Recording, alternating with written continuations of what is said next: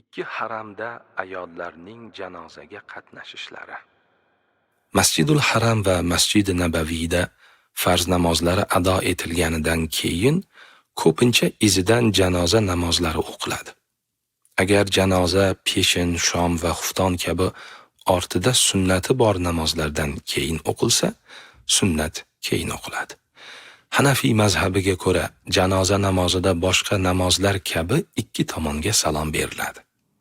Fiqhiy kitoblarda ayollarning jamoat namozlariga borishlari fitna xavfi bo'lgani bois makruh deb aytilgan.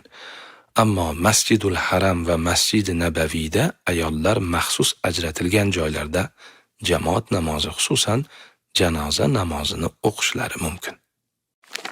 Asrdan keyin ravzaga kirish masalasi. Ziyoratchi bomdoddan keyin Ravzai Sharifga kirsa, quyosh chiqqandan keyin bemalol nafl namoz o'qishi mumkin. Agar quyosh chiqmagan bo'lsa, nafl namoz o'qiy olmaydi. Ravzai Sharifga asr namozini o'qigandan keyin kirsa ham xuddi shunday. Bunda ham u nafl namoz o'qiy olmaydi. Chunki bu vaqtlarda nafl namoz o'qishdan qaytarilgan. Lekin bu vaqtlarda qazo namozlarini o'qishi mumkin. Qazo namozi bo'lmagan kishi zikr, salovat va duolar bilan mashg'ul bo'ladi. Zotan bu joyda duolar mustajob. Agar ziyoratchi Qubo masjidiga asrdan keyin yetib borsa, Masjid Nabaviydagidek yo'l tutadi. Masjid Nabaviyga kirish odobi. Madina-i Munavvaraga kelib, dastlab Masjid Nabaviyga kiradi. Unga kirishdan ilgari boshqa ish bilan mashg'ul bo'lmaslik kerak. Agar biror zarur ishi bo'lsa, undan tezroq forig' bo'lib, u yerga kirishga shoshiladi. Ayollarning kechki payt kirishlari afzaldir. Jobir ibn Abdulloh roziyallohu anhu dan rivoyat qilinadi. Rasululloh sallallohu alayhi va sallam mening masjidimda o'qilgan namoz Masjidul Haramdan tashqari boshqa masjidlarda o'qilgan 1000 ta namozdan afzaldir. Masjidul Haramda o'qilgan namoz boshqa masjidlarda o'qilgan 100 ming ta namozdan afzaldir dedilar. Imom Ahmad rivoyati. Ziyoratchi namozini o'qib bo'lgach, shunday ne'matga musharraf etgani uchun Alloh taologa sajda qiladi. Keyin Rasululloh sallallohu alayhi va sallamning qabri shariflari oldiga kelib salom beradi.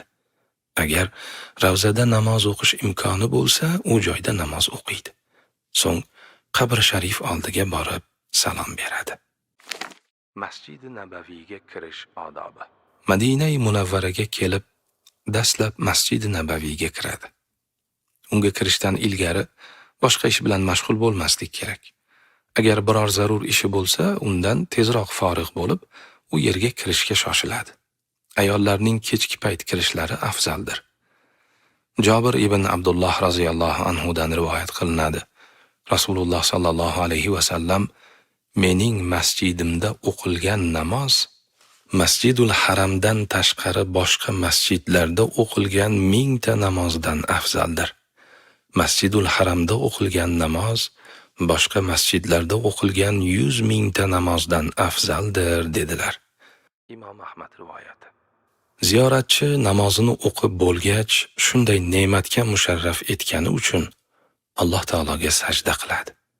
Keyin Rasululloh sallallohu alayhi va sallamning qabri shariflari oldiga kelib salom beradi.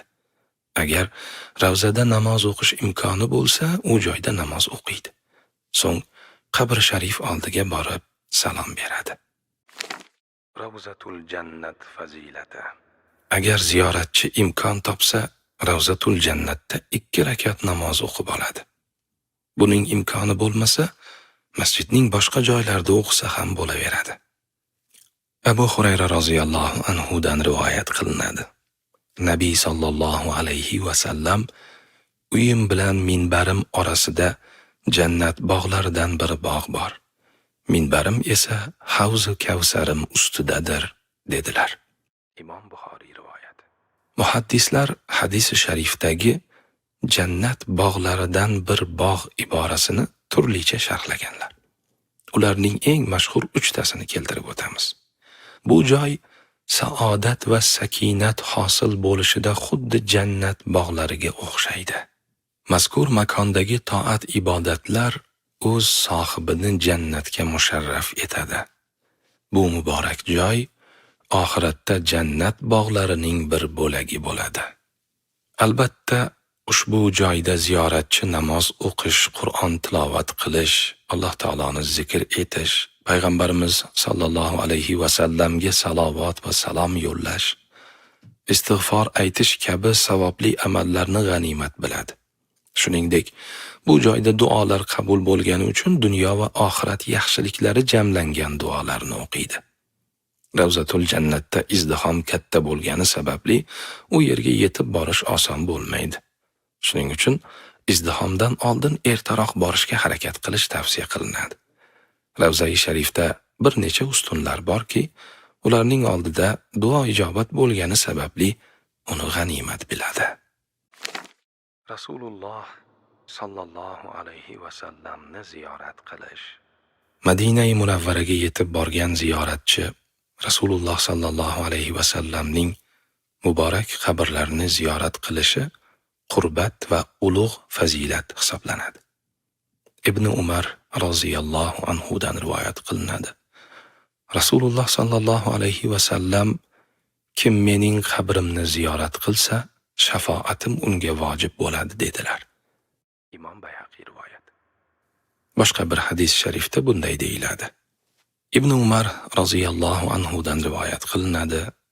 Rasululloh sallallohu alayhi va sallam kim hajga borib vafotimdan keyin qabrimni ziyorat qilsa, hayotlik chog'imda meni ziyorat qilgan kishi kabi bo'ladi dedilar. Imom Bayhaqiy rivoyat. Ziyoratchi qabri sharif oldiga borganida orqasini qiblaga qaratib, yuzini qabri sharifga buradi. Ko'zlarini yerga qaratgan holatda ovozini baland ko'tarmay, xushu va go'zal odob bilan "Assalomu alayka ya Rasululloh" deya salom berib, bilgan salovatini aytadi. Salom va salovat yo'llashni omonat qilib tayinlagan tanishlari nomidan xuddi shunday qiladi. Salom va salovatning ajru savobi juda katta. Hadis sharifda quyidagicha marhamat qilinadi. Abu Hurayra roziyallohu anhu dan rivoyat qilinadi.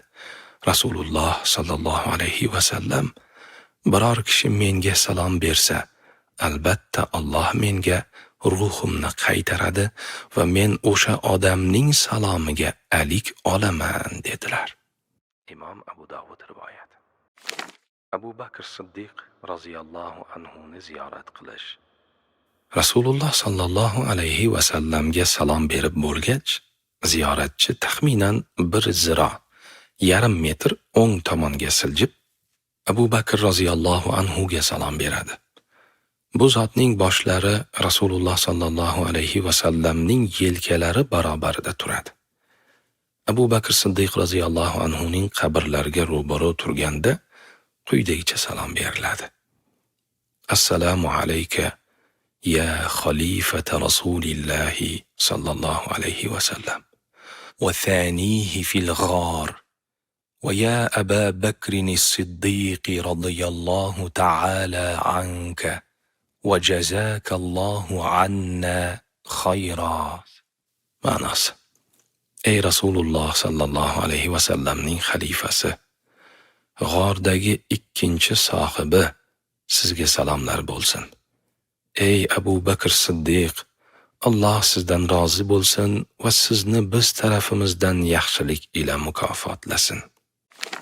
Umar ibn Xattob roziyallohu anhu ni ziyorat qilish. Ziyoratchi yana 1 ziro siljib, Umar roziyallohu anhu ga salom beradi. Chunki bu kishining boshi Abu Bakr roziyallohu anhu ning yelkasi barobarida turadi. Umar ibn Xattob roziyallohu anhu ga bunday salom beradi. Assalomu alayka ya amiral mu'minin Umar al-Faruq. Anta allazi a'azza Allahu bika al-islam. فجزاك الله عن أمة محمد عليه الصلاة والسلام خيرا. Ma'nosi: Ey Amirul Mu'minin Umarul Faruq, sizga salomlar bo'lsin.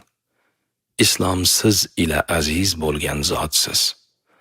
Alloh sizni Muhammad sallallohu alayhi va sallam ummati tarafidan yaxshilik ila mukofotlasin. Agar joy tiqilinch bo'lib, uzoq turish imkoni bo'lmasa, qisqaroq qilib salom berib o'tib ketiladi.